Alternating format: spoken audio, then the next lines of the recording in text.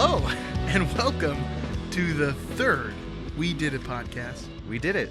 We did it again, and then one more time after that. Today, we're going to be talking a little bit about spin-offs, some of the worst spin-offs we've seen or have experienced, and then on the other end of the spectrum, some spin-offs we would love to see, some creations from our mind. Yes. And I'm going to go ahead and pass this over to Franklin, who is here right now. Thank you. Thank you so much, David. And let's hear some of these spin-offs, Frank. I'm honestly honored. Let me flip through because I forgot we were starting at the bottom, rising to the top. Flip over my notebook here. I have this labeled as my no thank you / take it back. So number one on my list for spin-offs that did not need to be spun, that I wish were not spun, Saved by the Bell, ; The College Years. I forgot about that one. I always forget about that one. That's because it sucks. It's because it's not good. It does. Saved by the Bell was okay. That being said, I watched a whole bunch of it. Just watched a whole bunch of Saved by the Bell. It's like, I'm pretty sure it was played like early on TBS or whatever when I was like getting ready for school at some point in my life. We should call that the iRobot effect. Yeah. Yeah, The College Years was lame. As I mentioned previously, I think I used the word sucked. Yeah, like one bone. A lot of those characters only worked in high school. I would say most of them only worked as high school characters, at least better. Screech was already awkward and unrelatable, and then you place him as a young man in his college experience. Like, why would you want to watch that? And a lot of people didn't, and that's why the show didn't do very well. Oh gosh. Yeah, let's see. And then Kelly and Zach's whole relationship, the tumultuous relationship of Kelly and Zach. Are they going to get together? They do get together. They break up. They get back together again. It's a little ridiculous. And then it just keeps happening in the college years. It just keeps happening. They keep it's like, come on guys, just give it a break. You don't need to be together. It's like a borderline emotionally abusive relationship. And then they end up getting married in the college years. What? Okay. Yeah, they end up getting married in Vegas. I almost said Hawaii, but that's Scrubs. I'm thinking of Scrubs. Also a show that blew it. Yeah, at the end. Seriously. I almost put them on my list, like the last season as a spinoff, because it wasn't Scrubs. It wasn't Scrubs. Yeah, they end up getting married. It cuts off before they can get divorced, but I'm fairly certain that relationship ended in a divorce. Like, I would bet money on it. Saved by the Bell, the alcoholic years. Yeah, man, all that stuff, even AC Slater, all those characters should have been left as ghosts in the halls of Bayside High, and that's where they should have stayed. That's pretty much all I have to say about Saved by the Bell, the college years. Can I just interject something real quick? You may not. All right, well, go ahead and continue then. I guess you can. Oh, okay. Well, How to in that change a case, Ghosts in the Halls of Bayside High would be a cool, like, electronic metal band. Interesting. Yeah, just throwing that out like there. That. If we start an electronic metal band. Yeah, very synth heavy. Like, yeah. Really, that'd be cool. Yeah. Anyways, toss me another one. What's number 2 on this list? Number 2 on my list of spin-offs that I did not like, and I didn't even watch this one, didn't watch the original series, but I don't think they should have been TV shows. Here Comes Honey Boo Boo. Oh, gosh. Yeah, of that tiny little mutant pig child from Toddlers and Tiaras. Those kind of people don't need attention. You shouldn't be... I wasn't aware it was a spinoff. Yeah, I thought it was, a just a spinoff. spinoff. Okay, She was like, that makes sense one of the characters on... Ugh. Who did Toddlers? I feel like that's TLC. That's got to be a TLC thing. Sounds trashy enough to be on TLC. The Learning Channel. Yeah, you can learn so much from the Learning Channel. It's basically an attention-hungry family who have forced I assume all child pageants contestants have been forced into that life. You know what I mean? No kids 3 years old and they're like, I want to be in a pageant. I want to be a star. Yeah, that's how you make a John Benet Ramsey. Oh, AKA Little Dead Girl. Too soon. Frank. When is your time limit for running it? Because I have none, so I don't know what the appropriate length. The too soon isn't exactly a certain amount of time, but it's a graph where it's like amount of people hurt in incident versus like It was just one little girl. intensity of the of the action. Well, David, I'm versus not time passed. good at algebra, so that's probably why I don't. I'll draw abide up to some those graphs rules. next week. I'll draw up some graphs. I definitely do better with geometry. Like if you can make it visual for me, it'll take a little bit more. Not great, but still just a little bit more. While we're at it, scrap toddlers and tiaras too. And while we're at that, scrap all child beauty pageants. Like, let's stop doing that. It's ridiculous. It's ridiculous. It's creepy. Yeah, it's so creepy. Just dressing up these little girls as like women's. It's weird. It's super weird. If we are gonna do a spinoff off of some trashy little reality show for a little kid, let's give the chicken nugget kid from Wife Swap his own TV show. Because I want to see that kid live his life, man. The bacon's good for me. Yeah, that yeah, kid. yeah. I love chicken nuggets. Chicken nuggets is like my family. I've taken as much as I could take, and I'm having no more. Yeah, dude, that kid needs his own TV show. He That's does. what we should. I be would giving watch that spin-offs every to. week. Oh yeah, dude.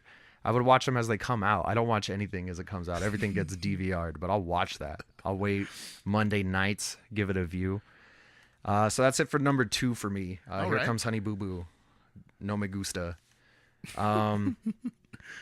Number 3 on the list, Viva La Bam, spin-off from the Jackass TV series. Excuse me. He was definitely the worst personality of the Jackass crew. Yeah. Not really a prankster or a stuntman, just like a terrible person and a brat.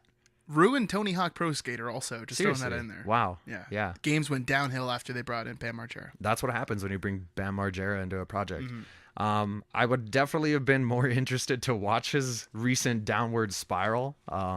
Give me that. I'll watch that. Yeah.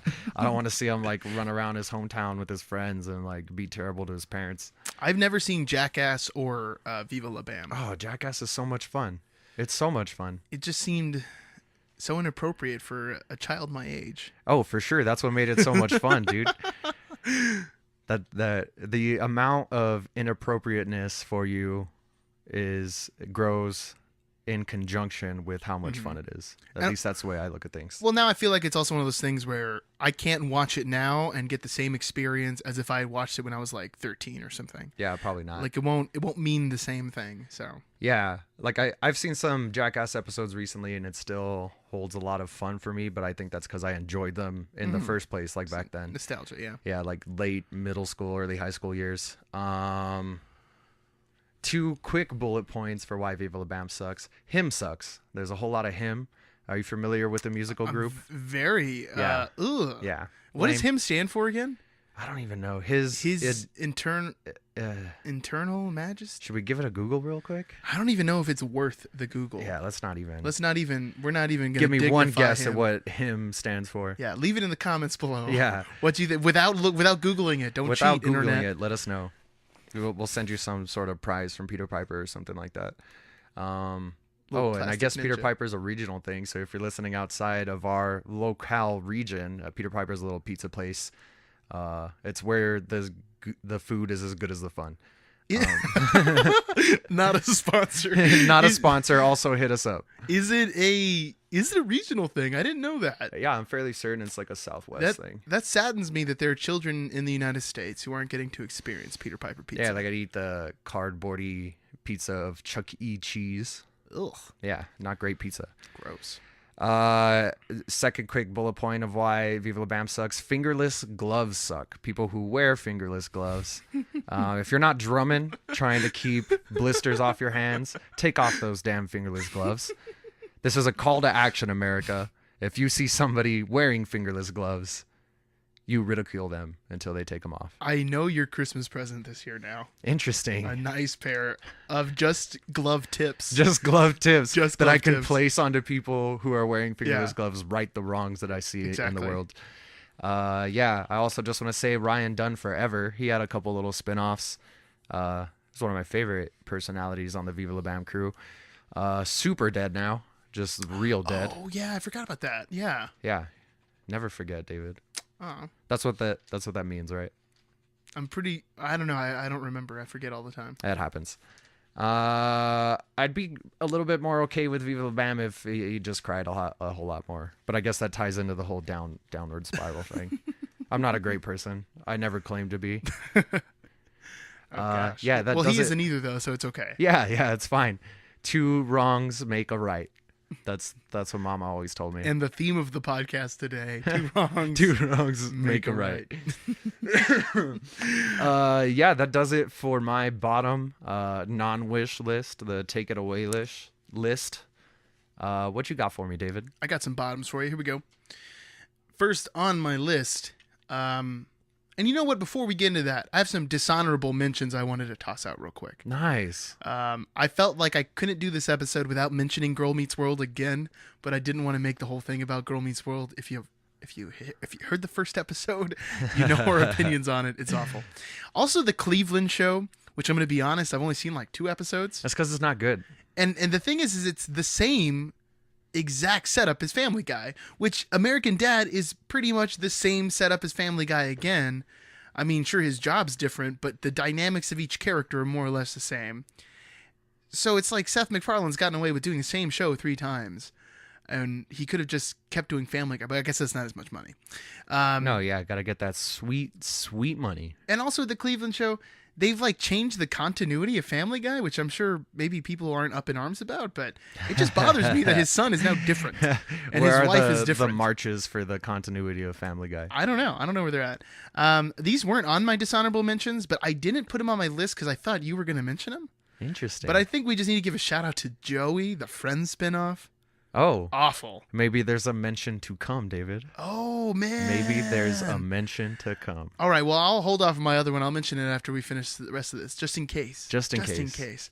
But for my real worst, one of them anyways, the spinoff of 16 and Pregnant, Teen Mom. Oh. And this is very similar to the Honey Boo Boo thing, where first off, this show probably shouldn't be around. Yeah, the original shouldn't have existed. I've never seen 16 and Pregnant, but I've seen Teen Mom 2 and 3.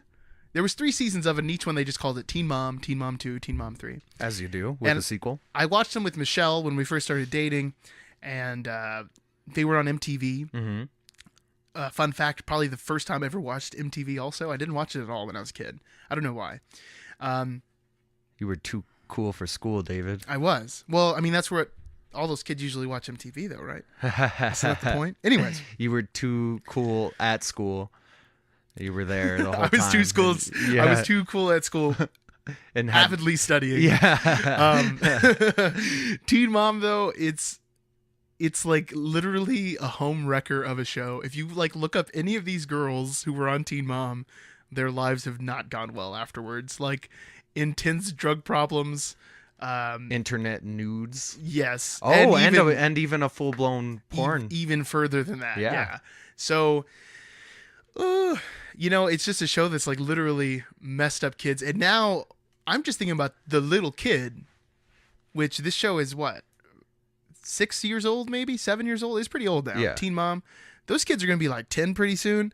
They're going to be looking on the internet and they're going to be seeing all this stuff that their like family subjected them to as a baby. It's just not cool. That poor children. Think about your kids when you're making rash decisions on television Exactly. shows. Exactly. But I just want to say, can you fully blame the shows for their terrible lives? Were these girls really destined for greatness? Like, I would argue that if they weren't on TV and they weren't like trying, because it's the same thing with all those housewife shows, which Michelle also watches a ton of. I don't believe that those people are acting the way that they would normally act if there wasn't a bunch of cameras around them. I would say it just amplifies it. Exactly. Like maybe not a little bit, but like a whole lot of amplification, but still not great to begin with. They're not great people to begin with, but they're hamming it up because they need to get them viewers. Yeah. They need to get those clicks. Yeah, definitely. And the network is going to want to see, I mean, if Desperate Housewives, if Real Housewives was just like 6 women sitting around having like an agreeable conversation and their friends, no one would watch that show. No, I definitely wouldn't. No. But I also didn't watch any You of the didn't watch it Housewives now, shows. anyways. But they have to be, I can't even think of the word right now. Scandalous. Scandalous. Yeah, that's perfect, Frank. They got to be scandalous to get away with it. And I kind of feel the same thing with 16 and Pregnant and Teen Mom. If you watch Teen Mom, have you ever seen it before? Oh yeah, I've definitely seen. I was also in a relationship when that was going on, so you gotta watch shows sometimes when you're with a lady. I also have a male cousin about the same age of me, same age as I, who really likes to watch Teen Mom just because he likes to see girls cry.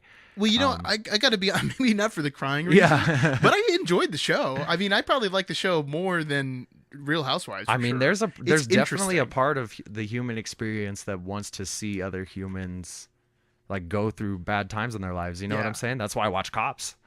Ooh, that's a good show. Yeah, it's a great show. It's a great show. And it's filmed, what is it? Filmed live on location with the men and women of law enforcement. There we go. All right, so that's my last place. Well, these aren't in any kind of order. The next one, though, and I know I'm getting into some controversial territory.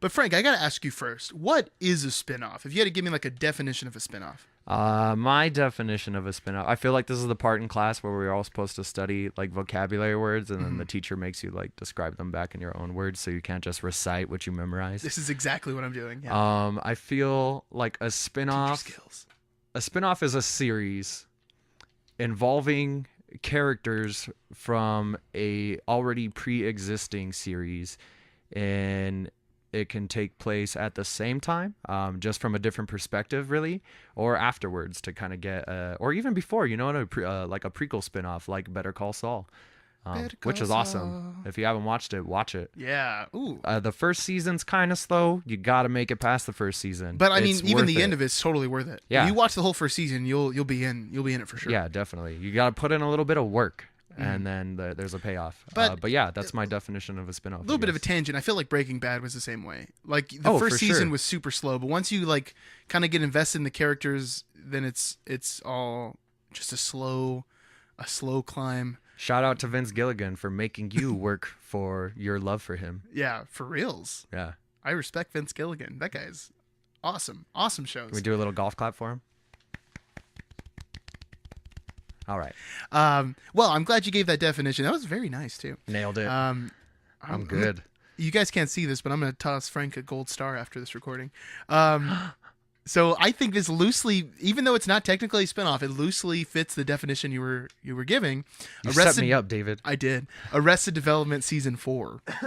Boo. So it's like has the characters of Arrested Development, and in a sense, each episode is like a little spin-off where you're just focusing on one character. Yeah, you're focusing on a different perspective. Yeah. And the part that makes Arrested Development work, if you haven't seen it, is that it's got this like ensemble cast of this family that's insane, and each of the members, they work together, they work off each other, and seeing all their different interactions is what makes the show work. But for the show, they had to work around filming constraints and conflicts. So basically, scheduling problems. Yeah, scheduling problems. Every episode only had maybe like one or two of the cast members, and then you would always see like them crossing paths in the background or something. And the season as a whole kind of works if you watch the whole thing, because Arrested Development's always this thing about like recurring jokes. Yeah, all about the callback. Yeah, and once you reach the end of the season, all the callbacks start to kind of fit together. I think it's a season that makes more sense the second time through, but it's not nearly as good as Arrested Development is. Arrested Development's like probably one of the best made comedy shows ever. Until the fourth season. Yeah. And it's one of those things where it's like, man, you guys maybe just should have left it alone. Yeah, man. And they're talking about doing 5. So if they're going to do 5, Lord. I mean, I'm down for them to do 5, but they got to get everyone in the same room. They have to make it like old Arrested Development. It's not going to work. Yeah, definitely. And it's already proven that it's not going to work. That family dynamic is the whole bread and butter of the show. Yeah. Just seeing all those characters interact with one another. And some of the characters just don't look good either. It's been a rough like 7 or 8 years. It's a little distracting. But anyways, here's the next one I got. This one hasn't come out yet, but I'm convinced it'll be garbage. Young Sheldon, which is the name of the show. Young Sheldon. Young Sheldon. Take a second, because I know you don't watch the show. Oh, no. Oh, yes. Oh, no. It's a Big Bang Theory spinoff, isn't it? It is a Big Bang Theory spinoff. I don't like Big Bang Theory. Me it's either. not good. Me either. And not to be crass or to make a large make something, seem like it's more important than it is. Be crass, David. Blow things out of proportion. Do it. This is America. America. This is Trump's America. Oh, jeez. Yeah, sorry. I didn't mean to bring you down. I brought you coffee. Oh, thank you. It's bringing me up, too. Thank you very much. I now, with Big Bang Theory and kind of the trends that have been going on these last couple of years, I understand what cultural appropriation feels like to some degree. Because I grew up in the 90s as a nerdy little kid, like as nerdy as could be. As a true red-blooded nerd? Yeah. Like geek through and through. And it was not cool. It just wasn't cool to be a geek when you were in the early 90s. Yeah, you were just a geek. I was just going home, playing Super Nintendo, playing some Link to the Past, watching Star Wars like every day. Godzilla movies, not cool, not a cool kid. And now it's like, oh, comic books are cool. All this is like really cool. Big Bang Theory, it's so funny. It's like, it's not funny. It's terrible jokes. Yeah. That first off, don't even make sense. Like the assumption is that these guys who are rocket scientists, or I don't know, I don't watch enough of the show. Because they study rocket science, they're also into like nerdy pop culture. There's no crossover there. And I bet that's not even true. I bet most like rocket scientists are into like smooth jazz, classical music. Yeah, for real. A fine bottle of Chianti. Some fava. I often confuse rocket scientists with cannibals. That's a problem I have. Can't keep them straight in my head. Understandable. There's a lot of crossover there. But I think for young Sheldon, it's going to be this character in the 80s or 90s or whenever he's young enough. He'll be maybe like a high school student, and there's going to be the first episode where he's getting like swirlied by the jocks, and someone's going to throw like, I don't know, a lunch tray at him, and he's going to be making like, oh, well, I guess I'll go read comic books in the nurse's office. Oh, yeah. It's going to be awful, and it's going to be more of this same like, hey, look, we're so geeky. Isn't geeky cool right now? And Chris Hardwick's gonna be like watching it at home in his little snuggie, his little Darth Vader snuggie, laughing himself to sleep. I don't know. Sorry, Chris Hardwick, but don't apologize, you're Chris awful. Hardwick. Get someone else on Talking Dead. Yeah, anybody. Literally anyone. Yeah. I'll come do it. Talking Dead. I'll do it for free. Just fly me there. Pull that homeless man with a super smooth, silky voice and have him do Talking Dead. What happened to that guy? I'm pretty sure he got a bunch of money and then started doing things that homeless people do. And then I think he might be homeless again. If anybody knows, if you're out there listening, let us know where you are. And we'd love to have you on the podcast. Yeah, come in. Jeez, that would be so cool. Silky, smooth jazz voice for sure. Dude, it's beautiful. It's gorgeous. It is beautiful. All right, so that's my list, Frank. Can you toss me what you think would be some good ones? Some spin-offs we need to see from your own brain. Some sweet spin-offs? Yeah. All right, number 1 on my list, The Saga of Badger and Skinny Pete. Oh. Yeah, I feel like that would be tons of interesting. Just that name is awesome. Yeah, I don't think it could go like a couple seasons. It's more of a mini-series idea that I have in my head. Yeah. I'm not saying I'm going to go pitch it to anybody. Hey, Vince Gilligan might be listening already. We already gave him the compliment. Yeah, hey, Vince, we buttered you up. I've put in the work. You have earned my love. Make the Saga of Badger and Skinny Pete. Let's do this. It takes place after the events of Breaking Bad, when they've got that sweet little stack of Heisenberg cash from throwing those lasers, those laser pointers through the window to make that affluent couple believe that they're about to get shot by hitmen. I want to see what they did with all that cash. Don't you want to know what they did with all that cash? Yeah. Did they make good decisions? Probably not. What kind of bad decisions did they make? So much meth, probably. Do they reconnect with Jesse? Does Jesse pop in? Or does he? I would assume Jesse just got as far away from Albuquerque as he could. You know what I mean? Yeah, like he's living in, I don't know, Amsterdam or something. Yeah, definitely. Try to get out of the country, live as peaceful a life as you can. Those are awesome little side characters, man. Badger and Skinny Pete. Skinny Pete's like, okay, he's a pretty good side character. Badger's a great side character. He really is. What a, for the lack of a better word, character. Yeah. Like, oh my goodness. Full of surprises, that man. You know what? That kind of speaks to what makes a successful spinoff. It has to be a character from a show that is so likable and there's so much information about him you don't know that you would be willing to like watch a whole nother show about. Yeah, strong enough to stand on their own, but still a bit of an enigma, so that there's questions that you want to know the answers to. Kind of like Better Call Saul again. Back to that. Yeah, definitely what happened there. Yeah, that was a good decision, man. Just rehashing that character out. My list of my points for list of things that I want to see is so much shorter than the things that I hate because I just have so much hate inside me. Number 2 on my wish list is Phoebe Buffay, A Human Experience. Yeah, this could take place in a couple different settings. It could be young Phoebe. Okay. It could be Phoebe. My favorite idea, like it could definitely be Phoebe on her own, like during the events of Friends. But I think my favorite idea would be Phoebe after Friends, when everybody's kind of gone their own way and she's just like fending for herself. What an amazing character Phoebe is. She's definitely the best friend, at least in my opinion. A lot of the friends really kind of suck. They would not stand individually. Yeah, for sure. like individually, they would like on their own. They're not going to be great. Joey is a perfect example of that. Yeah, there's the mention. How you doing, Frank? Yeah, oh my God, that show's so terrible. It's not good. I watched an episode or 2. Bad idea. Oof. Yeah, some things don't need to be fulfilled in real life. They just need to stay as ideas. But I think Phoebe's like you said, a real strong character. You get little glimpses of her life during the show. And there's still so much mystery to her. So much mystery. Yeah, she is a mystery, you know what I'm saying? Yeah. And then she gets together with Paul Rudd at the end of the show. Paul Rudd would also be involved, you know what I'm saying? Gosh, anything with Paul Rudd. Yeah, you can't watch hate something with Paul Rudd in there. Yeah. He'll be doing the same thing he always does, but I love what he does. I just love it. I'll watch him do anything. There would be guest stars galore. She could go visit the other friends, see what they're up to. You would get the little glimpses of what happens with those characters after the events of the show without having to watch their own boring show. Some little bullet points. Her brother, the character Frank, played by Giovanni Verbisi, and Alice by the lovable Deborah Jo Rupp, would be reoccurring characters in my envisioning of this show.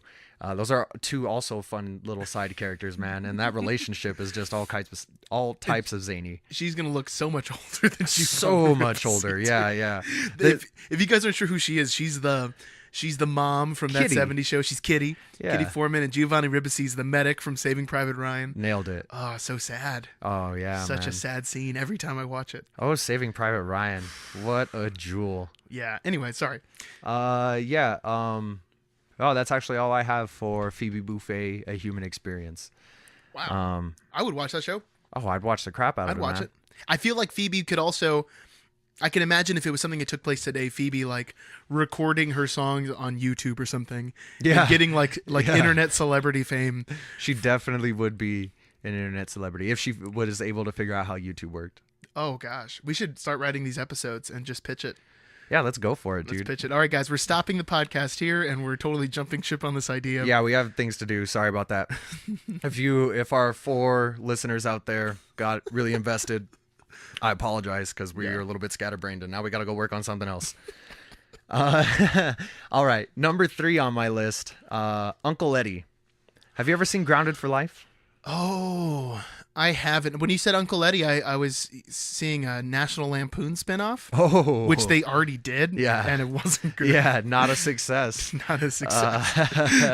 Randy Quaid. Randy Quaid. You crazy diamond, you. Yeah, Grounded for Life is a late 90s, early 2000s spinoff. I actually did some research last night, but I guess not enough. Yeah, what are you going to do? Uncle Eddie is the brother of the father in the series, Eddie Finnerty. He is a schemer. Okay. He's a little bit of a dirtbag. Interesting. There's a lot of implications that he's involved in some illegal activities, even his own implications. He's always just coming in and out. He's always got something crazy going on in his life.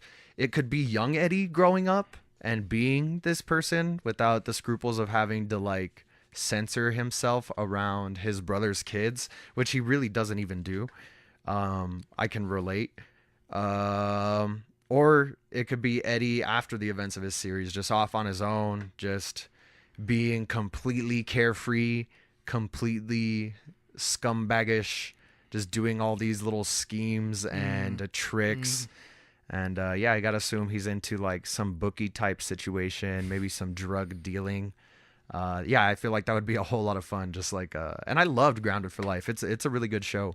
I need to watch it. I've heard a lot of really good things about it. Yeah, and man. I've never seen it. It only went like 2 seasons on Fox, and then I want to say the WB picked them up. They like brought them back to life, and then it went another 2 seasons. But it's good. Some things go too long, but that was the perfect amount for that show. That sounds nice. All the characters are super likable. It's real fun. It's like it's a family sitcom without too much loviness. They get into like the real problems of the family. The kids or the parents are always like, "What are we gonna do with these kids?" The kind of deal. I don't know why I made them. I don't know why I made them Hispanic and went a little James Edward Olmos on them. Yeah, that's Edward James Olmos. Sorry. Oh, James Edward Olmos. Oh my. That sounds like a name. Do I have name dyslexia? Just for names. Pena David.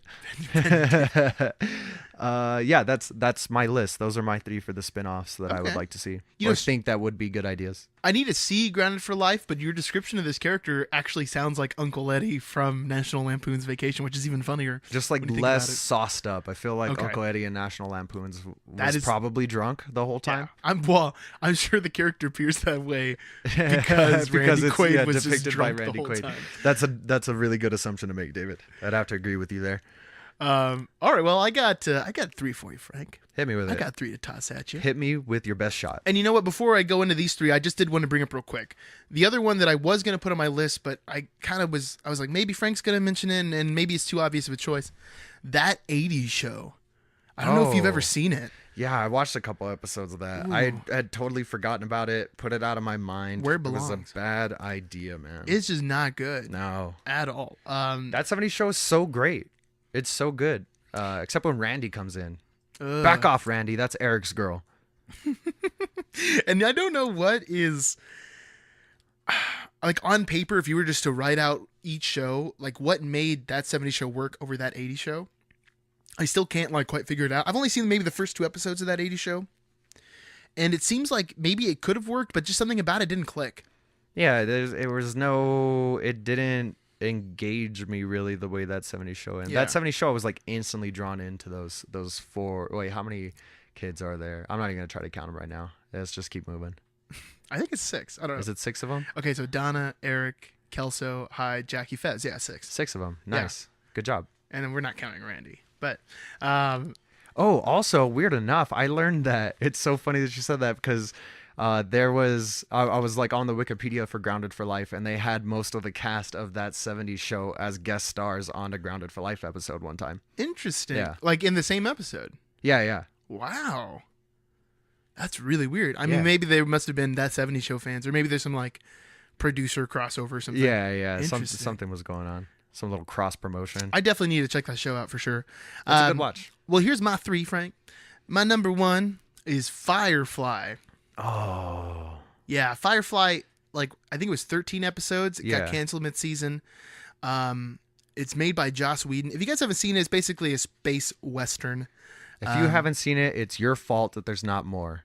But also my fault. For real. I'll be honest. I also didn't watch it until after it aired, so it's also my fault. Mm-hmm. But I feel like maybe not a lot of people heard about it, and during that time when it came out, it was kind of like, sounds kind of weird.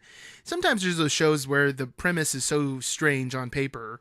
When you're telling someone about it, they're like, I don't know about that. But then you watch it, and you're like, okay. Which I remember I was even trying to get you to watch Firefly, and you were like, not down at first. Western in space, I don't know. I don't like Westerns. And then watched a couple episodes, and I was like, oh, my Lord. It's so good. Give me more, please. It's so good. And Firefly already has a bunch of comic spinoffs.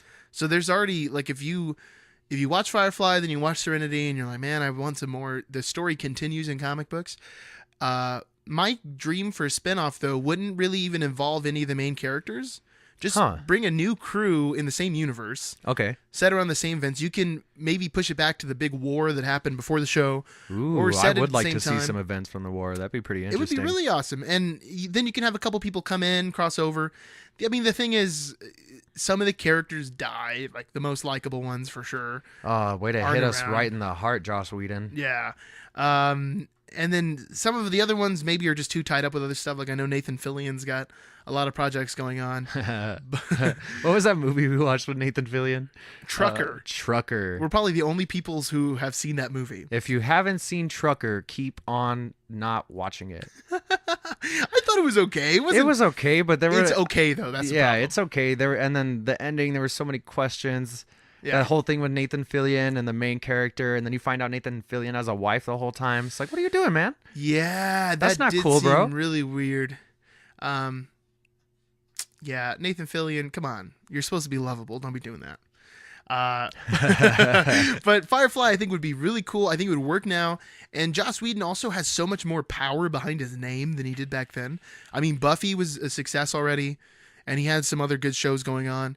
But now he's the guy who did Avengers, which is like, that's money ringing in the ears of executives. He's got an army of fanboys behind him. For reals.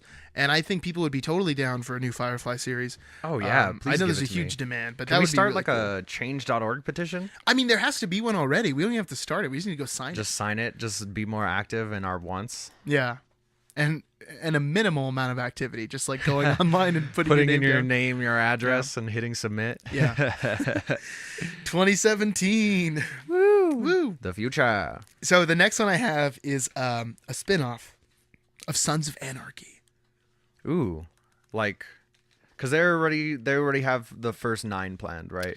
No, it's not First 9 planned. They're doing the Mayans. Yeah, I know they're doing the Mayans, but weren't they? I could have sworn I heard something about them planning to do the first 9, but they decided to do the Mayans first try to have like a cool down period. That's what I heard. I haven't heard anything else about First 9. I was kind of looking it up a little bit. Okay. And there was some news like a couple of years ago, like, hey, we're going to do that. And then it seems like that totally got eclipsed by the Mayans, which I'm not that excited about a Mayan story. Yeah. They're really not an interesting gang when you're watching Sons of Anarchy. They're not that interesting. They just kind of keep doing the same thing the whole time. Yeah. The most interesting things they do are like either fighting against the Sons or joining with the Sons like towards the end. You know what I mean? Yeah. To kind of like fulfill their similar interests. Yeah. And the spinoff I want to see, though, is First 9. That's the one I really want to see. Oh, definitely. It would just be so cool. It needs to be set in the 70s. It's got to have like a younger version of the whole cast and just really kind of explaining the beginning of Sam Crow and get to really see that John Teller, like that character Exactly. in life. because you instead hear of his about him letters. so much throughout the whole show. He's almost like a character. Yeah, everybody in Sons of talks about him Anarchy. with such respect. You know what I mean? And it would really have just I don't know, almost like a Shakespearean drama kind of feel to it. Like the backstabbing and Yeah. I don't know. It would boil over so well. It doesn't even have to be a show that's long either. 2 or 3 seasons. Yeah, just give me a little taste. Yeah, that's all it needs. Sons of Anarchy was really good. I mean, I think probably an extremely underrated show. Oh yeah, man. Because you turned me on to Sons of Anarchy. Yeah, my Tuesdays were dedicated to Sons of Anarchy for a really Yeah. long time. And I just remember like seeing the commercials and being like, biker gangs. Sounds kind of lame. It's not To gonna the be point anything where like I'm interesting. pretty sure it hurt a relationship I was in, because there were a few times where I would get hit up and she'd be like, well, what do you want to do tonight? I'd be like, well, I don't know what you kind of had in mind, but I'm watching Sons of Anarchy tonight. I'm like, riding you're- through the storm Yeah, you're tonight. more than welcome to come over and watch Sons of Anarchy with me. I know you're not into it or anything, but that's what I'm going to be doing. Good decision you made. Well, I mean, if you're watching Teen Mom, they need to watch some Sons of Anarchy. I don't think that's a big thing to ask, Frank. Not the same Maybe girl. not the This- same girl. Yeah, but this girl was definitely a lot cooler than that girl. Definitely should have treated her a little bit better, but you live and you learn, you know? If you're out there listening, I'm sorry. I'm very sorry. Please come back. We'll watch Sons of Anarchy still, though. Yeah, I'm running through it again. I'll so start that's- it over with you. That's also what I'm doing this time. But you can watch it from the beginning with me. We'll get into it together. And you'll definitely love it. It's a delightful show with so many good characters, good action, good drama, Oh yeah. good acting. I mean, all the actors do a solid job. But anyway, Charlie First 9 I Hunnam's think would butt. be awesome. Charlie Hunnam's butt so many times. Oh yeah. First 9 though, ooh, that would be tasty. But sometimes I feel like shows don't want to go back in time. Like maybe it's more complicated to film it set in another decade or something. Yeah. Like the Bates Motel always pops to my mind where it's like, That's so weird. It's so dude, weird. the way they pulled that off. just do it in the 60s. I mean, Well, it's like the only 2 characters that were in the 60s was Norman Bates and Norma? Is it Norma Bates? I think it is Norma. That's part of like that's part of the weirdness. Yeah. Yeah. I stopped watching that show too. I don't know. It took too. I heard it got a lot better, but I haven't. Yeah, I jumped ship. I had to bail. Yeah, bail. My last suggested spinoff, and I'm looking at you, Disney. Are they behind me? No, they're not. Oh my God, I've been sitting in front of a mirror this whole time. I've never realized it before. I purposely sat you there so you I wouldn't have to feel look the at it. anxiety, Yeah. but now it's broken. Yeah. Frank has a fear of mirrors, which could be a whole nother which I think phobia, if you will. I'll explain it sometime. I kind of feel like we should do like a story time like podcast segment where we both just share stories that maybe the other one has never heard about each other. Interesting. I'm pretty open. I'm gonna have to dig deep to think of something I haven't told you already. And I think that would be kind of cool. I don't know. I feel the same way though. Okay. Because there's a lot of stories I've already told you, but there's a couple that maybe I haven't. I have to think about it. Anyways, the spinoff I want to see is a Star Wars television series. They've talked about a live action Star Wars TV show. There's already So not like an animated series. No, yeah, there's Clone Wars and Rebels already, which are really cool. Check them out if you haven't. I mean, I know a lot of Star Wars fans are like, they're like little kid shows, but the content is actually pretty intense in some of the episodes. Yeah, I caught a Definitely clip gets there. of what were we watching? Rebels the other night. Yeah, It was enthralling. it's really good. I got pulled right in. We were supposed to be brainstorming ideas for this podcast, or episode 2 really, yeah, and we didn't get anything done until that episode was over. it's solid. It's better than the prequels. That's the best way I can advertise it. Low bar, but it's Low a bar, bar but that it's a bar that's surpassed indeed. The Star Wars series I want to see though is Knights of the Old Republic, which if you never played the video games, it's 2 games that came out on like the original Xbox and PC. They're no longer canon because of Disney kind of brushing the slate clean, which I don't blame them because there was a ton of stories and some of them are good stories. Some of them were really like, I don't know, preteen novel, not that great. So, but Knights of the Old Republic is amazing. I don't think you've ever played that game, right? I don't think so. I think the only game I've played with you is like Clone Wars, of course, and then Okay. What is that? Jedi Academy? Oh, Jedi Academy is a ton of fun. Oh, so much fun. So good. Which would also make a really cool thing. But Jedi Academy's story wouldn't work because it's after episode 6, and now 7 is kind of like wash some of that out. I mean, I guess you could, but that's a whole nother conversation because the Jedi Temple looks like it gets destroyed in episode 8. But anyways, for Knights of the Old Republic, it takes place thousands of years before Star Wars. A Thousands. long time ago in a galaxy far, far away. Wow. So like further away than the aforementioned galaxy? Oh, yeah. Well, Oh. no, same galaxy. Same galaxy. Same galaxy. But, excuse me. There's no reason why it couldn't be canon is what I'm trying to get at. Because it's Okay. so old, it doesn't involve any of the same characters. And basically, it's like the war between the Sith and the Jedi. And there's like a huge amount on each side. And I won't get into spoiler territory in case you haven't played Knights of the Old Republic, which by now you probably won't. But it's even ported to iPhone, so you could play it now. It's so convenient. It's sitting in your pocket right now. Really, and it's one of the best Star Wars stories ever told.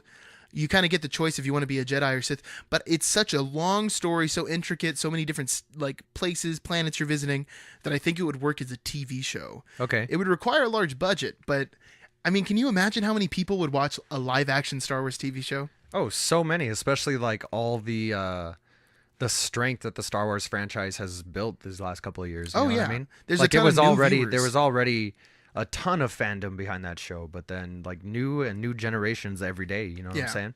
So I would love to see that Disney make it happen, put it on ABC or whatever. I don't know. I don't care where you put it, but it would be so good. I don't care where you do it, just do it. Just do it. Just do it. Make a Netflix show. I don't care. It would be so good. Put some money into it.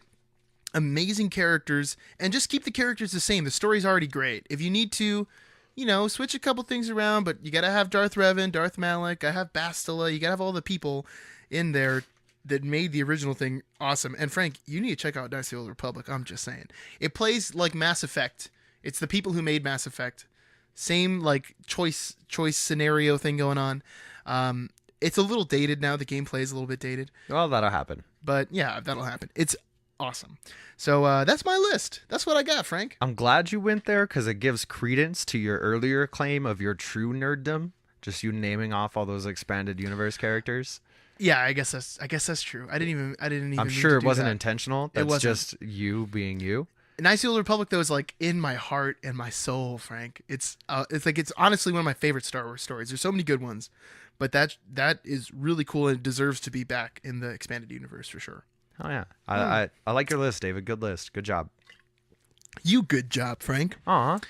All right, so are we ready for another segment? Unprepared and Unresearched. That's what I kind of just named it. I just sort of took in action. Yeah. Our friend Danny suggested the name to us, and it's funny because you say it in the first episode. Well, it was true to life. Yeah. You know what I mean? So for Unprepared and Unresearched, one of us launches a topic that the other one has no idea what's coming, and we get their honest opinion on it. So one of us is prepared and researched. The other one is unprepared and researched. It's me. It's me this time. Today it's Frank. So I got a topic for you. Today we're talking about the Mandela Effect. Oh. So I thought this would be kind of cool. It's like a little game almost, and you can play along at home if you're listening or in your car, whatever. Just say it out loud. If you're with friends, make sure that you can rub it in their faces that you got it right. So if you're operating heavy machinery, however, make sure you're still paying attention to that. Oh, yeah. Yeah. And don't take like Zoloft or anything. Yeah, don't do that. Don't smoke meth before operating heavy machinery. Or ever. Yeah, or ever, really. That's a life Not ruiner. even once. Not even once. Not a sponsor. Don't hit us up. Don't hit us up. We don't want that sponsorship. So I have some. I mean, and you're somewhat familiar with the Mandela Effect, right? Yeah. We watched an Angry Video Game Nerd episode about the Berenstein Bears, where he discovers that it's Berenstain, and I remember convinced... it so clearly being Berenstein. Me too. And that's what the Mandela Effect gets at, that we have these false memories that multiple people share, and I would say even multitudes. It's like a great number of people. It's a large amount of people. And the theory is that basically there's these parallel universes that are colliding or crossing over, and we're sharing memories with ourselves from another universe where things are, the way that we remember them. So if you haven't seen that episode, basically the Berenstein Bears, the book with the bear family, written for children, it's spelled S-T-A-I-N, Berenstain. Not S-T-E-I-N. And I can see the book covers so clearly in my mind. Me too. Like the little swoopy E-I-N. Oops. Okay, so I have some examples for you. I want you to toss them at me. Sock them to me. How do you spell Meyer in Oscar Mayer Wieners? M-E-Y-E-R? It's M-A-Y-E-R. Mayer? Oscar Mayer. Isn't that how John Mayer spells his last name? It is. All right. Is he involved with the Oscar Mayer Wiener He's franchise? actually the owner. Whoa. Dun, dun, dun. Wow. Whoa, man. So I have another one for you. The Monopoly Man. Focus on what the Monopoly Man looks like. All right. Trying to picture the board in my head. Do not pass go. Do not collect $200. Is he wearing a monocle or not? Yeah, for sure. He's got a little monocle, a cane, and a top hat, right? He doesn't. No monocle. Are you sure he didn't just misplace his monocle? It's possible, but I somehow I don't think so. Does the Peanut Man Mr. Peanut has a monocle? And though, what's right? funny is people have commented that when I was doing this research online. And here's part of my explanation, not involving parallel universes. I think it's very possible the Mandela Effect is just having crossovers between other things. And in this case, a lot of people have seen the Planters Peanut guy. A lot of people see the Monopoly guy, and they look kind of similar aesthetically. I mean, one's a peanut, obviously. The other one's an old man. But I don't see race, David. I don't see race. I just see. I don't see peanuts. Yeah, I only see accessories. So I think it's very easy to get those characters crossed over, though, because they do share a lot of the same aesthetic. Yeah, they're just like fancy dudes. So maybe that's an explanation, but let's keep going and let's see how deep it goes. Spell chick in Chick-fil-A. Oh, this one I'm pretty sure I know. It's C-H-I-K, right? C-H-I-C-K. It's What? spelled like chick. What? I was so confident in my answer that time. I was also confident in that one too. Oh man, like 100%. I have I was always like, remembered. stupid David thinks he's gonna trip me up. I've always remembered that it's like spelled funnily. That's Yeah. like how I thought in my head. I was like, no, there's something weird about it. No, it's spelled. Am I just thinking like of like chick. the eat more chicken when the cow like writes it out? I'm pretty sure he only spells it. Oh, I'm gonna have to look that up. I think he too puts now. the E backwards or something, like a cute little Like a little toddler? kid. Yeah. like a toddler with teats. All right, I want you to think about Curious George, the delightful monkey. Yeah, Picture him in your head. little brown guy. Does he have a tail or does he not have a tail? See, this one I know because I remember from the thing. He has no tail. Although No tail. when I found out, I was shocked because I remember him having a tail. I feel like I could remember him swinging from trees and lampposts and things like that. And my explanation for this one is that monkeys have tails. Yeah, I was just going to say, monkeys have tails. So as kids, we like assume that he has a tail and it doesn't maybe hit us. I don't remember if he had a tail or not, but for some reason, and I think maybe it's just because he was a monkey, I always assumed he had one. Yeah. But this is something I also learned a few years ago, kind of before this whole Mandela Effect thing started to really You come would out. assume he had a tail and an affinity for slinging his poop at people. Yeah, but there's no poop slinging. No poop slinging. He does like bananas, though. All right, I want you to think of another character, Pikachu. Pika. Think of Pikachu.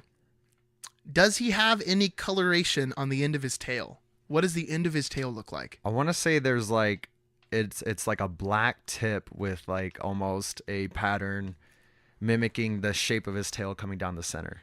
And a ton of people remember that way, and it's not that way.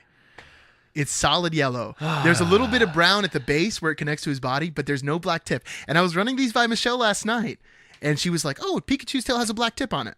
Yeah, for sure. It doesn't. And they've done like tons of research going through all these different things. No black tail. Not that I have a ton of confidence in my memory and my brain, but you're shattering the confidence that I have left. It's pretty intense, right? Okay. Does Kit Kat have a dash in it? The candy bar. Does I'm it have gonna a say dash no. between Kit Kat? You are correct. Nailed it. No dash. Yes. Spell Flintstones. I think I had an advantage, though, because my brother's a Kit Kat fiend. I've seen so many Kit Kat rappers in my life. Flintstones. They're the Flintstones. Mm-hmm. The Yabba Dabba Doo-Dah. Day. Yeah. Flintstones. F-L-I. Can I get it in a sentence? No, I'm just kidding. F-L-I-N-S-T-O-N-E-N-E apostrophe S. There's a T. It's Flintstones.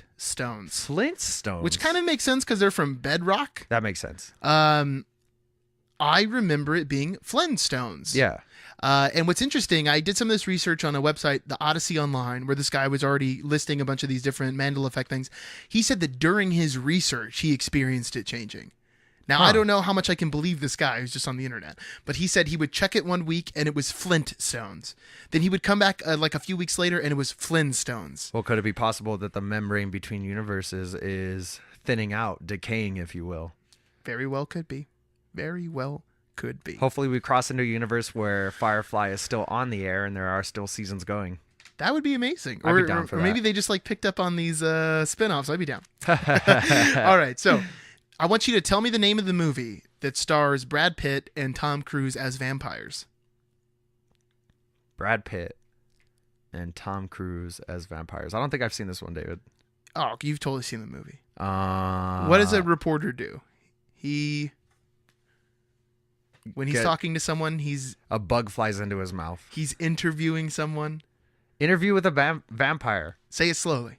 Interview with a vampire. It's Interview with the Vampire. What? Right? That's what I said. I 100% thought it was Interview with a Vampire. Yeah, I was going to say my memory of this movie is a little bit not 100% Yeah. in my mind, so that I would write honest- it off a little bit to that, but I mean, you obviously remember it a little bit better than I do. It's an okay movie too. I don't know. People really like that movie. I don't get it. I don't get Anne Rice. Anyways, think about the peanut butter. Is it Jif or Jiffy? Oh, I feel like I have a tub of this peanut butter in my house right now. I want to say, is Jiffy Lube? I'm going to say just Jif. You're correct. It is Jif. Nice. Spell fruit in Fruit Loops. I want to say it's F-R-O-O-T. You are correct. Yeah, I eat a lot of peanut butter and a lot of cereal. Spell tunes in Looney Tunes. Oh, this one I also know because I was a big Looney Tunes head. Yeah, it's T-O-O-N-S, right? No. T-U-N-E-S. Oh, no. T-U-N-E-S. I could tell by the look on your face that you were pleased at my wrongness. I was so pleased. It was an instant check on my answer. And I put these two together on purpose because it's sort of what we were talking about with the Monocle and the Peanut Man. Yeah. That both of them kind of cross over a little bit. Like Fruit Loops, fruit is spelled weird because Loops has two O's. Yeah. And the assumption is Looney Tunes should have two O's in the other one. But it's very musical and It's very, yeah. the whole thing is scored. Yeah. So that's why it's Looney Tunes. Makes sense. Spell Febreze. Febreze. Febreze. There's only one E in breeze. Febreze? Breze. Febreze. It's French, I guess. Febreze. Febreze. What? Right? That sounds a little bit more Italian, I'm just going to say. Spell the shoe company Skechers. It's the S. And then the K. And then the E. The T. The C. The H. The E. The R. The S. There's no T in Skechers. Huh.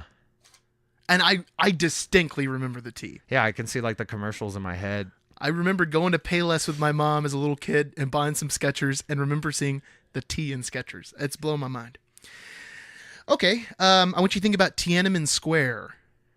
That famous image of the man standing up to the tank. Okay. Did he get run over after that? Or did he not?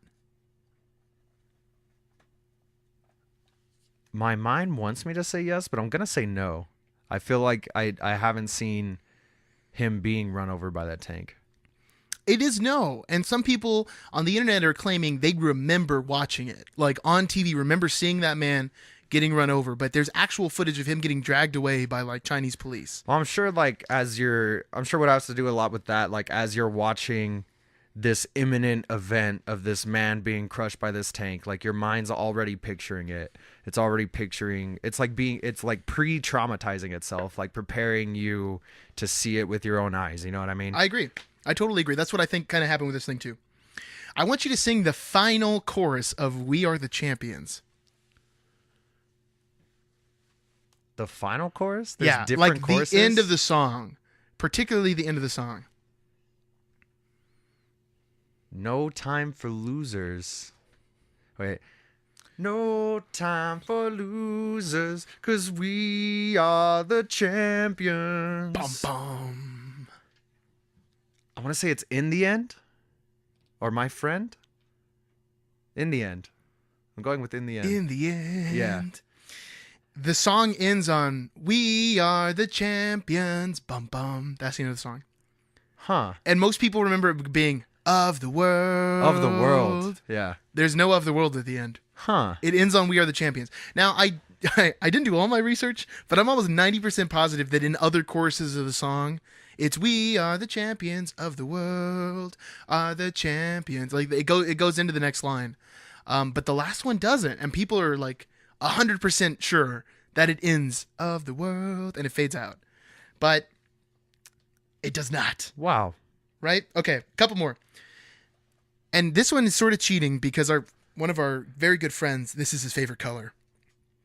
What color is chartreuse? Describe the color. Chartreuse is kind of an electric yellow-green, definitely a little bit more on the yellow side. Yeah, it's usually pretty, it almost looks neon in a way. And why in the world would your favorite color be chartreuse? It's such like disgusting color. Yeah, it's so abrasive. Well, it kind of matches his personality. True that. I never thought about it that way. We love you, Randy. Jeff. Some people remember chartreuse being like a magenta purplish color. Dumb. But to be honest, when Randy told me chartreuse, that's what I pictured in my head. That's because you're dumb. I am dumb, but I was so sure that it was this other color, like a reddish purplish color. And it's not. And I don't know if maybe it's just a bad name. But there are a ton of people all over the world who are sharing the same experience. You just want to like switch out magenta for chartreuse and have them like switch out? Not even. I think just chartreuse is like another shade of magenta. Or like a fuchsia almost? And then chartreuse should just be called like electric lime green or something. Or just like, why are you wearing that color yellow? Disgusting barf yellow. Let me see. So you got... radioactive waste lime green. I got two more for you. C-3PO. Think about the character C-3PO from Star Wars. Thinking about him. And we're talking original trilogy. We're not talking anything else. Is he solid gold? Yeah, I want to say he's got the disco fever. Unless they... No, wait. I want to say he's like a steel. I feel like he doesn't go solid gold until later on in the series. You're thinking of, I think, the prequels, where he is silverish. Okay. I would have to go with, solid gold. I don't remember there being like a multi-color scheme to him. His right leg past the knee is silver in the original trilogy. Oh, how sad. What happened to the bottom part of his right leg? I don't know. And to be honest, when I read this one, I was like, no way this is real. No. I had to like look at pictures of him being carried by the Ewoks because they think he's like a god. Yes. His leg is silver. Big shiny god. And Anthony Daniels, the guy who's in the suit, he went on to say that his belief of why people think it's all gold is because often the reflection of the suit on the other leg is showing it as gold. That makes sense. Or on Tatooine, they're walking in the sand and the sand is reflecting on the leg. Okay. But I've never picked up on that before. And it even goes so far to say that a lot of the memorabilia doesn't get it right. Huh. That if you look at most like C-3PO toys, they're solid gold. And those guys are allegedly professionals slinging out those toys. Allegedly. All right, last one, Franklin. And it's the namesake of the Mandela Effect, Nelson Mandela. Tell me when he died. Did he die imprisoned in the 1980s? Or did he die in 2016 after being president of South Africa? Oh, he died in 2016. This one I do know. Yeah, he was president for a while, and then he was sick and decaying, and then he finally died. You are correct. Yeah. This is the one where it caused such an uproar that this is like where the original effect came from. And it comes from this paranormal enthusiast, which is a great label for yourself. How do I become a paranormal enthusiast? Do I have to go to school for that? Ask Peter Venkman. He could tell you. Venkman. Fiona Broom is her name. She vividly remembers him dying in the 1980s and then discovered that all these other people also really like specifically remembered Nelson Mandela dying in the 1980s. Okay. But you're correct. He went on to be president of South Africa, which I remember this truth as well. Yeah, I'm not good at a lot of things. History is one of those things that I'm okay at. You are really good at history now that I think about it. Yeah, you're always very historically It's like accurate. it's like one of the classes I always paid attention in. I want to give credit to the fact that I had a lot of really good history teachers, except in college I had terrible history teachers. Oh, me too, actually. But My like college growing up, my teachers were history awful. teachers were always like really engaged, really excited about their jobs. Mrs. Dand and Ms. Mena, shout out to y'all. I don't think there's any chance you're gonna be listening to it, but just props. You guys were the best. Nice. How nice, Frank. I'm okay. Always appreciate your teachers. Anyways, you got 7 out of 17 correct. How does that make you feel? Do you feel like maybe this is like, do you think there's some truth to the Mandela Effect? Or do you think maybe your memory is just a little shoddy on some of these things? I mean, I'm definitely not 100% confident in my memory, but I also do believe in like a multiverse theory, different planes of existence and stuff like that. So I like to entertain that idea a little bit. Because some of these things, like especially the Berenstein Bears thing, the first time I heard that, it like blew my mind because I was so convinced that it was the other way around. But yeah, who knows, man? I almost said only time will tell, but I don't think that's going to give us any answers anyways. If Just anything, more it'll questions. get worse. Yeah. One more little quick discussion about this. So Fiona Broom says that this is parallel universes colliding and crossing over. And this is on MandelaEffect.com, a website that she runs. So if you're really interested in this, you can check out more information on it. She couldn't get a .org. No, they don't give .orgs to paranormal enthusiasts. But this is something she picked up in 2010. So this really isn't even like a very old phenomenon that's been discussed. Well, it's like 6-7 years old now. Yeah. It'd be starting school already if it was a human being. That's true. But it's still fresh. There's still maybe more that people haven't even thought about yet. So who knows? We'll have to see how this develops. There is, while I was also doing my research on Mandela Effect, I found a lot of terms relating to it called confabulation, or to confabulate. Confabulation. I can't wait to use that like in a conversation. I love you, Frank. That's exactly what I said. I was like, I can't wait to use this. It's when you are, or when your memory is disturbed or distorted. Okay. And it's often used in psychiatry, and it can go towards a lot of different ailments that we already know, like Alzheimer's, for instance. They tie that in with confabulation. I feel like that's a word Foghorn Leghorn would use a lot. That boy's confabbled. I feel like maybe he did. We need to look, or maybe it's the Mandela Effect. So Fiona Broom actually goes on to say, no, it's not. It's not confabulation. This isn't She's just straight up like, no. She's like, nah, bruh. It's like, no, this isn't something going on in your brain. And she's citing that there's total strangers all over the world who are sharing the exact same incorrect details about events or experiencing these memories. So, and that's kind of her explanation of why it can't be confabulation. Now, right now, I gotta say there's some things on it that I'm way more uncomfortable with others. Like the Pikachu's tail one blows my mind. Okay. The C-3PO one I understand, and that's Yeah. the thing. Some of them are understandable why you can't. Yeah, you had a pretty good explanation for that. All your explanations make perfect sense to me. Yeah. So Mandela Effect, I'm not sold yet, but I'll tell you what I will be sold I on. like entertaining the idea for sure. It's fun to think about things like that. I think that we should focus on flint stones and the association with bedrock. And then like a month from now, we'll look it up online. And if it's flint And stones, see if it keeps switching. oh my gosh. All right, we'll let you my guys know how that turned out. Yeah. Yeah, we'll definitely have to update you guys. If you have any other examples, though, of the Mandela Effect or maybe something you experienced, let us know. We'd love to get deeper into this. Send us a comment. Send us an email. We did a podcast at gmail.com. Excellent plug. All right, Frank. Well, is there anything else you want to add in on the old Mandela Effect? No, my brain feels stretched out. Like maybe not blown, but I definitely feel some physical thing happening in my brain right now. It got some like exercise synapses today. are being rewired. It's an amazing thing. I should have gotten a venti instead of a grande of this iced chai tea latte. Wait, is venti smaller than it is? No, venti's bigger. Starbucks, why are you trying to be complicated? They gotta be fancy, man. There's too many. Yeah, my least favorite part about going to Starbucks is dealing with all the fancy, like arrogant people in the line. I love that clip in This Is 40. I don't know if you've seen that movie. Yeah, it means 20. It means 20. Venti means 20. Yeah, so that brings a close to man, what do we call this segment again? Unresearched and unprepared. Unprepared and unresearched? Yeah. Unprepared and unresearched. Or is that just a side effect of the Mandela Effect, David? Oh my gosh. I don't know now. I can't be sure. We have to go back and look.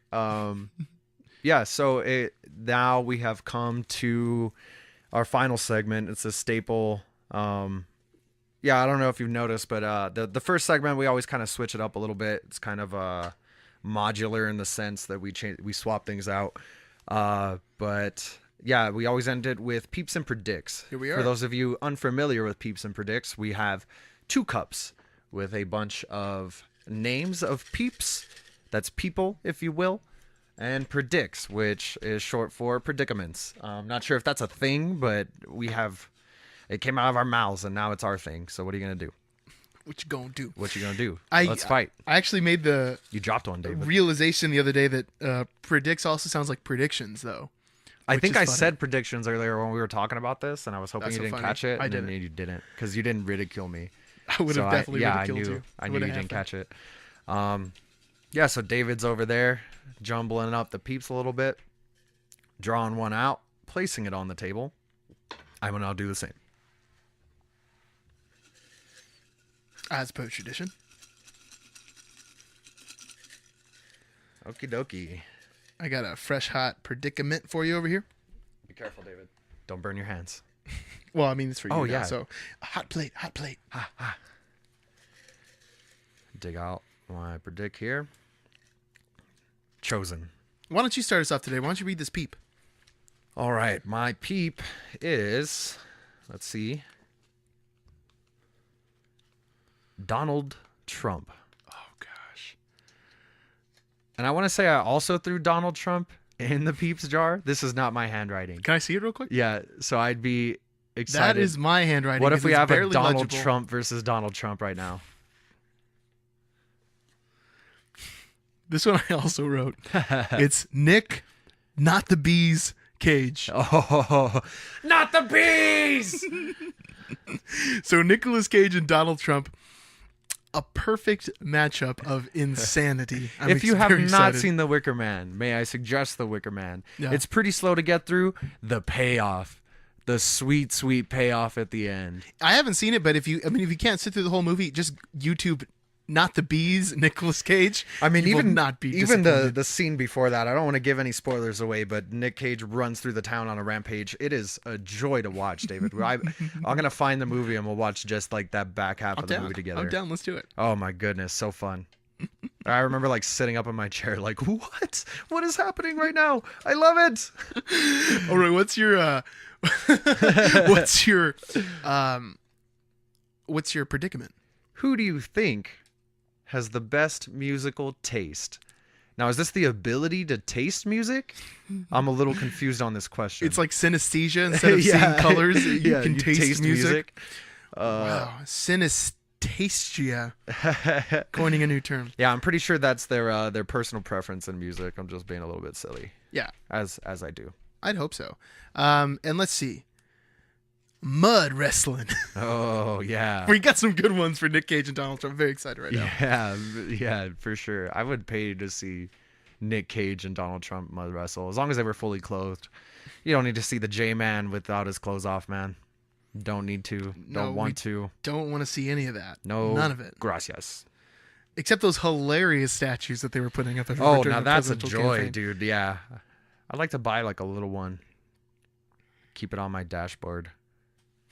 like a hula girl kind of thing. It like sways at the hips. Let's make some. Let's sell them on our Bandcamp, which also plug real quick. We did a podcast.bandcamp.com. It's going to be our, I guess our source for audio only, podcasts. It's essentially the same as the YouTube right now, just without the thumbnails. Yeah. If you want to stream it on your phone, it'll probably be a little bit easier, but yeah, definitely. Let's get down to it, Frank. Let's get down to it. Which one do you want to do first? Musical taste? Yeah, let's do musical taste. Let's argue them in the order that we drew them. I also feel like mud wrestling is a good finisher. You know what I'm saying? It is. I'm excited. You know what I am saying? You have to be arguing for Donald Trump right now. That's what I'm most excited about. So why don't you hit us with it? Do I have to argue for him? I thought. I don't know. This is kind of what's happened so far, but I have a couple things on Donald Trump. That's true. So. I do like being devil's advocate. So Donald J. Trump. I mean, he definitely has the money to buy whatever album he so chooses. Sadly enough, I don't think I can defend this man in any sort of way. I feel like he probably listens to like some adult contemporary music. He might be a jazz. Nah, he's definitely not a jazz man. There's no way Donald He's Trump's not classy enough. Not classy enough. Classless jerk. Just slam some Trump real quick. That being said, I feel like Nicolas Cage would listen to some pretty weird stuff. He probably listens to some pop here and there, but I feel like that man is a character in his own life. But yeah, I'm having trouble trying to picture what Donald Trump listens to in his spare time. Well, here's what I do know for sure. And this might not be by his choosing, but if we want to flash back to the poorly attended presidential inauguration, Donald Trump had to like scramble to get people to play this thing because artists didn't want to be associated with him. Really? And really? Why? The creative types aren't down with the Trump? Interesting. I don't know. I wonder why. The people that he had though were Modest Yahoo. He had what's his name? Stranglehold. Ted Nugent. That makes sense to me. Fellow draft dodger Ted Nugent. Who literally pooped in his pants to get out of going to Vietnam. That's Ted Nugent. So they won't send you to Vietnam if you poop in your pants? Apparently if you don't do it while you're there for the evaluation or something. That's the story behind it. Huh. Ted Nugent, cat scratch fever, stranglehold, light racism, heavy racism, and he's got a song. I don't remember the name of it. He's got a song about like she's only 14, but I don't care, or something like that. It's really gross. That's not okay. It's not okay. Yeah, I'm pretty down to let people do what they want to do. You can't do that. So I don't know if it's his personal preference, if he's like a Ted Nugent fan, but that's the guy who's playing at his inauguration representing him. The other one, which I'm excited because it really does speak to Donald Trump's campaign promises about bringing jobs back to America. He had 3 Doors Down play at his inauguration, which is their first job since like 2003. Yeah, I mean, you throw a job offer at 3 Doors Down, they're going to take it. You haven't played your kid's birthday party probably. Yeah, they would play. We should get him on the podcast. 3 Doors Down. Let's hit him up. Let's put this theory to test. We'll buy you guys some Chico's tacos and we'll give you $20 a piece. I think I want to start like hitting up celebrities more just to see who's gonna respond to me. You know what I mean? Still haven't heard back from Poppy. Update from episode 1. I still not surprised. Send her another DM. Let's see if it happens. I googled Donald Trump musical taste, and I haven't heard this song before. But apparently Donald Trump's favorite song is This All There Is by Peggy Lee. Or, sorry, Is That All There Is by Peggy Lee. And here's the chorus. Who is Peggy Lee? I don't know. Is that all there is? Is that all there is? If that's all there is, my friends, then let's keep dancing. Let's break out the booze and have a ball if that's all there is. Oh, you know what just occurred to me? I bet you Donald Trump listens to disco music. I could see that. He Yeah. grew up in that time. There's a lot of gold gilded things about the disco era. Ugh. I got one more thing on Donald Trump. Let's see what it is. Donald Trump summer playlist. Oh boy. Things that don't need to exist. Donald Trump's raucous musical platform would offer a mix of opera, white guys with guitars, Kenny G, and Adele. He's expressed admiration for the king of pop, Michael Jackson. Well, gotta I mean, give him who some credit. doesn't like Who Michael doesn't Jackson? like Michael Jackson? Rolling Stones, Brown Sugar, and Twisted Sisters, We're Not Gonna Take It. So most of these just sound like political campaign songs. Yeah, things that you could hold rallies to. Yeah. So Donald Trump, I mean, let's be honest, we're probably not going to pick him anyways. Nah, I would never vote for him. What do you know about Nic Cage's musical? Because I know one in particular. Really? Interesting. Well, this is like a famous fact about him, that he married Elvis Presley's daughter, and a lot of the assumptions behind her because he's a giant Elvis Presley fan. That's a bold move. He was in that, is it That's 3,000 miles that to is Vegas? some memorabilia Right? that you have to go through a lot of efforts to collect. 3,000 Miles to Graceland, or whatever that movie is, where they play robbers dressed up as Elvis impersonators. Okay. But the thing is, what you're saying is totally true. Nicolas Cage is a hardcore fan. Yeah. He was and he's also a collector of sorts. He was really into Superman, and he had the first issue with Superman's appearance, something that's incredibly expensive, incredibly rare. He was even going to be Superman. Well, that's why he has money issues, because he's a crazy person with a lot of money. That's usually how you get money issues. Yeah. I Googled also. Way to go, Francis Ford Coppola. See what you did? While we were starting this thing, I Googled Nic Cage music taste. I know you're going to be into this. They were interviewing Nic Cage's son, and his son says that he's into black metal. Oh, that makes sense to me. I was trying to think about what he would listen to, and I feel like no matter what genre it was he was listening to, it would be the intensest version of that genre. Just balls to the walls 100%. Exactly right. And it says that he's into Dark Throne and Satyricon. I'm not sure if I'm saying that right. I'm not a black metal fan, even though I made a black metal joke before Frank was bringing me coffee, and he was like, "Hey, how do you like your coffee?" And I was like, "Black, like my metal." I should have brought it to you with a bunch of cream, because you don't like metal. That would have been more truthful. Yeah. I don't like metal. Just like a stab at you. But I gotta say, at least Nic Cage is kind of showing that he has an individual taste. I think this is an easy choice. Yeah, Donald Trump's playlist just seems just took a bunch of winners off the top 100 charts from different years. I've never thought of him as a creative man. I mean, he has ideas. They're not good ideas. No. And not good follow through either. I guess The Apprentice was a pretty good idea, if that was his idea even. But it might not have been. I doubt it. I doubt it too. And it speaks to that Donald Trump just says whatever he thinks is most popular. Oh, for He's sure. like, I need to make a playlist. Let me get the most popular songs ever. How can I get them to like me? Ugh. Mom, why won't they like me? So easy choice, I think, here. And if we were to bring old Scott Stapp into this debate, I mean, he's in Creed, so I think it's still pretty. It's Elvis and black metal or Creed. Yeah, I'm still gonna have to go. I would assume that Scott Stapp only listens to Creed. That's I don't know if there's any credence to that thought. But yeah, I'm definitely gonna have to go with Nic Cage in both rounds. Both rounds. Yeah. There Sorry, Scott. I know you're having a rough time right now. I just couldn't give you the win. I'd like to imagine that maybe Scott Stapp's not as bad off as we keep assuming he is. But I like assuming that he's in the position that I think he's in. Well, let's move on to mud wrestling then. What do you think about mud wrestling? Who's coming out on top? Wrestling. Well, Donald Trump, I would assume, definitely has a weight advantage in this. Bingo. Yeah. But Nic Cage has the crazy. They're both a little bit crazy, but Nic Cage is like classically crazy. A little bit of a madman, if you will. I could see Nic Cage pulling the Rick Grimes like throat bite. Yeah, even if you explain to him beforehand that you like throat biting is not allowed. Like Nic Cage don't play by the rules. Definitely doesn't. No. Yeah, man, I feel like Donald Trump would be kind of hard to get a hold of, but once you got him by the throat, I mean, there's no slipping out of that. I hear so many squishing sounds in my head right now just trying to imagine this. I mean, first off, I don't think anyone wants to watch this mud wrestling fight between No, Nic just Cage let me and know Donald how it Trump. went. Just let me know who won. I don't want to see it. Yeah, I'm good. His clothes are going to be all clingy from all the wet mud. Ugh. It's going to be gross. I would like to see the after of Donald Trump covered in mud, though. Yeah. And all like throat bitten and everything. Just like, blah. I feel like we both put Donald Trump in the jar, not knowing that each other put Donald Trump in the jar. Oh, for sure not.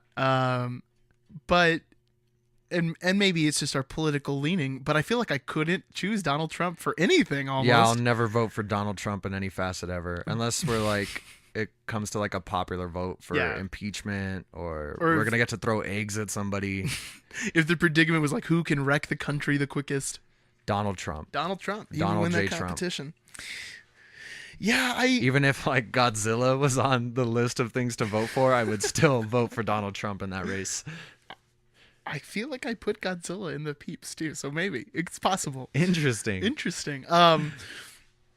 Nic Cage, though, even if it's just not Donald Trump in particular, but someone of Donald Trump's body type and abilities. Yeah, I honestly, I think in a physical fight, Nic Cage is walking away with it. I gotta agree with you. He's just crazy. He's got the crazy. He's ready for it. It's hard to beat crazy, especially in a physical fight. There's not a whole lot you can do to defend yourself against crazy. Yeah, and you know what? If you have an argument against our logic here, but I'm going to put this out in the universe. If you listen to this podcast, there's no way you could give me a compelling argument as to why Donald Trump would beat Nic Cage, unless he found out that Nic Cage was going to be like fighting him and somehow fired Nic Cage beforehand. That's the only way I could see him coming out on top. You fired. Wrong. So that was a pretty good Donald Trump. Thanks. David. I've been working on it for like 8 months now. So Nic Cage, what about against Scott Stapp? Okay, now we got crazy against crazy. Mm-hmm. I'm going to say Scott Stapp has a little bit of an advantage over Nic Cage because of his CIA training. But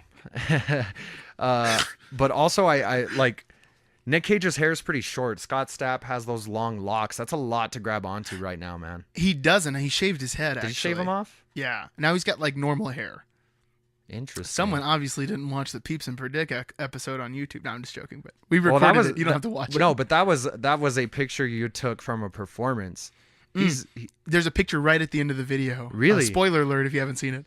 I snuck one last Scott Stapp picture into the end of the Peeps and Predicament episode, and it's him currently. His hair is average length. It's about as long as my hair, actually. Okay. Yeah. All right. So there goes that Scott Stapp disadvantage. But Nic Cage, I think, has long hair now, doesn't he? Does he? I'm going to have to look this up. Nic Cage 2017. Yeah, Google me. Pulling out my phone. Nice. It is opening right up. Thank you, iPhone. Not a sponsor. Nic Cage 2017. What is he up to? Is he coming out in anything right now? He was in Nic Cage. Sadly, his career is dying. Which, if we go back to the reboot episode, he needs to hop on that Con Air reboot I was pitching. Is it that sadly? He was. Well, I mean, I feel like he is insane, but oh no, I take that back. I mean, Knowing was awful. It was terrible. Really bad. And I mean, this is a story I have to tell every time we talk about Knowing. For my birthday, my parents were like, "Hey, let's go to the movies. We'll take you to the movies for your birthday." And they picked the movie on my birthday. Let's have a terrible experience together. They picked Knowing, and I was not knowing how bad it was going to be. And it's a plague of a movie. But Nic Cage was in the adaptation of Left Behind, the Christian novel that's about the rapture. He was in a movie about it, and apparently the movie was terrible. That's crazy. I like raptures. I like all the raptures in the Jurassic Park movie. It's one of my favorite dinosaurs. They're real good hunters. I haven't read Left Behind, but the story does sound interesting to me. I think that's always like one of those stories that everyone's like, I don't know. It's just interesting. What would happen if people just disappeared off the planet? What's that HBO series Left Behind? The Leftovers? The Leftovers. I still have to watch that. I've seen the first season. I need to catch up because my HBO subscription ran out. That'll Amazing show. Like, ooh, so good. That's so a really interesting concept, man. Like, Yeah. what do you do? What do you like, do? oh, well, I wasn't chosen. Oh, and they do some stuff. Oh boy, They do. I bet. So, I did bet. you get a picture of Nicolas Cage? What's this guy looking like? Short to medium length hair, definitely a little bit to grab onto. This is tough. Yeah, man, they're both just as likely to go for the throat bite, a la Rick Grimes. So then at that point, it would really just be like a race to see who's gonna bleed out faster. And I want to say most to all mud wrestling matches are not fights to the death. But if you get two crazy people in a mud pit, it's quickly going to become a death match, I feel like. This is a tough one, This David. is really tough. This- I can't believe how hard this is. Yeah. I can't like definitively give an answer to which one would come out on top. Part of me thinks it's Nic Cage, though. After seeing that scene in Wicker Man, him going around punching women in the face. Yeah, I have seen Nic Cage fight. And, I mean, he beat the crap out of those ladies. In I'll Con tell you Air, what. when he didn't put the bunny back in the box, I'm pretty sure he threw that guy out of the airplane. Oh, boy. Yeah, man. There is no airplane to be thrown out of in a mud wrestling match, but I'm also assuming that this mud wrestling match isn't taking place on an airplane, which is crazy, presumptuous of me. That's a large assumption to be making. Yeah. It definitely could be. Yeah, I mean, for all we know, it could be. Do they have mud wrestling matches on airplanes? I'll do my research later. I'm gonna have to go with Nic Cage on this one. I feel like he's got the weight advantage. From what I remember, Scott Stapp's kind of like a skinny dude right now. Yeah, He's not doing so great. that's true. He's probably weak from living on the streets Well, and not eating nutritiously. Eating a diet of mostly butter. Yeah, I would have to give it to Nic Cage. That's a compelling argument, man. Nic Cage has it. Nic Cage for the win ×3 today. Dang. Well, maybe we got to replace Scott Stapp next week with Nic Cage. I don't know. He did get pretty defeated this week. He's the reigning champion now. We'll have to figure out. Well, no longer reigning champion. No, I mean Nic Cage is the reigning Nic Cage, champion yeah. now. I mean he clean swept the whole thing. Discussions will be held off microphone. I almost said off camera. There's no camera present in this situation. Or is there? Is there? Well, I do have my MacBook out. For all we know, the NSA is watching me record this right now. Yeah. If you have a I mean your webcam is you have one at the top of your laptop, right? Yeah, So there. yeah. I mean there is a camera and the NSA is watching us. I'm looking right at it. I see you, NSA. I see you out there. Especially after we said CIA training to kill the president, that like all the clicks popped up in Yeah, the that's probably Word true. database. Yeah. We've been talking about Donald Trump. Oh, for sure. So you might not hear from us again. If you guys don't ever see episode 4 pop up on the Bandcamp or the YouTube, you know what happened to us. Let somebody know. Oh yeah. So I just want to do a couple quick plugs before the end. David. Plug it up. Frank just said them, but if you are enjoying the podcast, if you're watching it on YouTube, hey, you can listen to it on Bandcamp. We did a podcast.bandcamp.com. And- If you're listening to it on Bandcamp, you can do the opposite. Yeah, David also did a solid and chopped these episodes up into, they're all listed by album really, and they're all chopped up into 3 segments for the 3 segments that we record. So if you don't have an hour and a half, an hour, where are we at right now? 87 minutes. So yeah, we're almost pretty solid at the hour and a half mark. Okay. Yeah, I understand it's a lot of time to give, but if you have like a half an hour, check out a segment whenever you can. You know what I'm saying? If you have a favorite segment, check it out. If there's a segment you don't like, don't listen to it. Let me know. We'll meet outside and we'll fight. You're telling them to catch you outside. Cash me outside. Also, check us out on Facebook for updates on the podcast and maybe dank memes. I forgot we had a Facebook. Yeah. I'll get like the passwords to that. I'll start filling it up with some fun stuff. I'm not promising anything, but that's my intention. There'll be something funny. At least one funny. Yeah. One giggle. A haha, if you will. Well, thank you for listening. We appreciate it. Leave us a comment. Send us a peep or predict at we did a podcast at gmail.com. We would greatly appreciate it. Not the bees!